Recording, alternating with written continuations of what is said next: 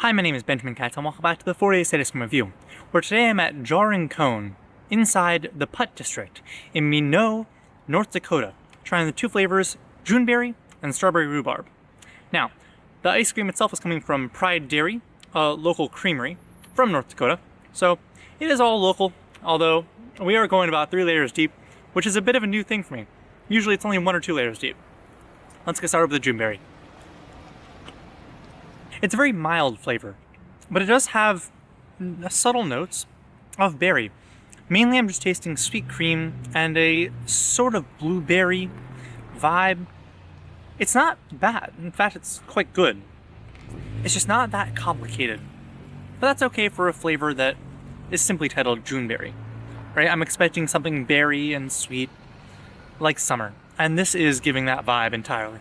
And it certainly does improve my perception of the ice cream, that I'm getting a bit of the smoothness that comes with natural pectins, right? It's clear that the seeds and the berries themselves have been blended up and put into this ice cream, and you're actually tasting that on the palate, and you're feeling that with the texture. Let's move next to Strawberry Rhubarb.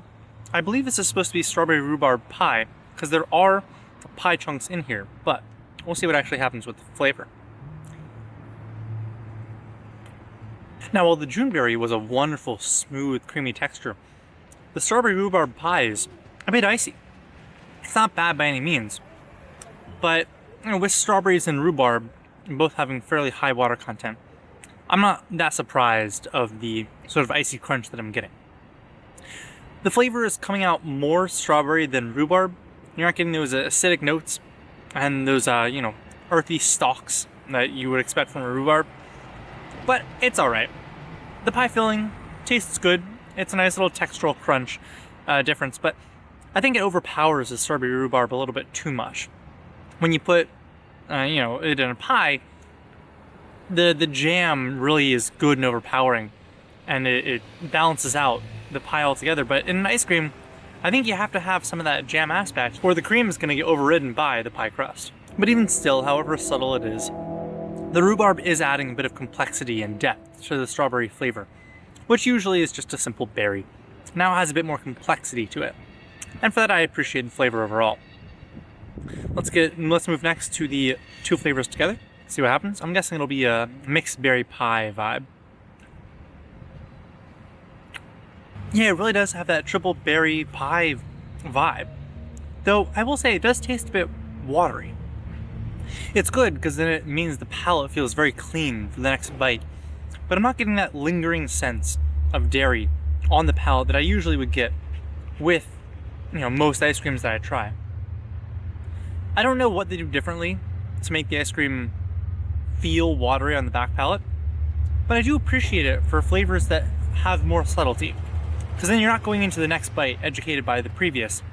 You're having each bite individually as its own experience. Now, while I love that there is an ice cream shop in Minot that is serving locally made ice cream, I'm a bit confused by the strategy, because it's in a shop called the Putt District, which does indoor mini golf.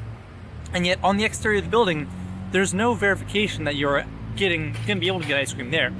It's only once you walk in that you'll be greeted with this site of ice cream.